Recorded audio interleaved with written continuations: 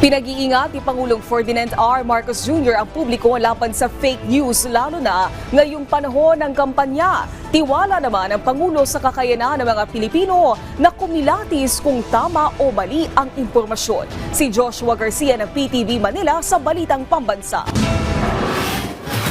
3 linggo mula na magsimula ang campaign period para sa National Post, kanya-kanyang paandar at pangako ang mga kandidato sa taong bayan. Kaya naman, may babala si President Ferdinand R. Marcos Jr. sa mga Pilipino.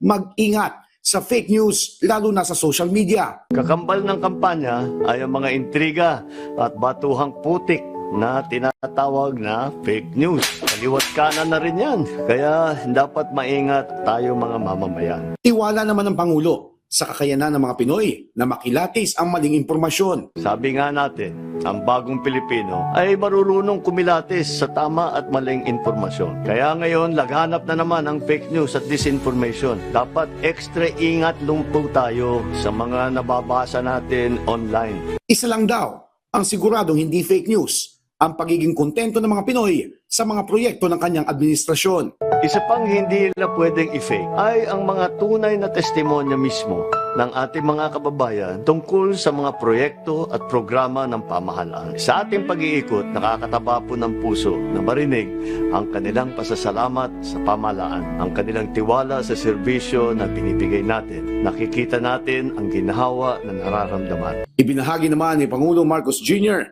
ang karanasan sa campaign rallies. Ang isa sa mga kinatutuwa ko sa mga rally na pinupuntahan namin ay nakikita ko mismo yung mga sumusuporta sa atin sa alyansa. Sila ay tunay na mga tao, tunay na Pinoy. Hindi lang ito mga keyboard warrior o troll, mga totoong tao po sila. Kinakamayan natin, nakakausap natin at nakukumusta. Hiniling ng Pangulo na maging mapanuri laban sa fake news kahit hindi eleksyon. Ang katotohanan ay kampanya man o hindi, ang fake news ay laging nandyan. Kampanya man o hindi, walang pipigil sa pagseserbisyo ng ating pamahalaan. Lalo pang patitibayin ang nasimula. Lalo pang paigtingin ang pagpapaganda ng ating bayan. Una nang sinabi ng Malacanang na suportado nito ang panukalang batas laban sa fake news. Mula sa PTV, Josh Garcia para sa Balitang Pambansa.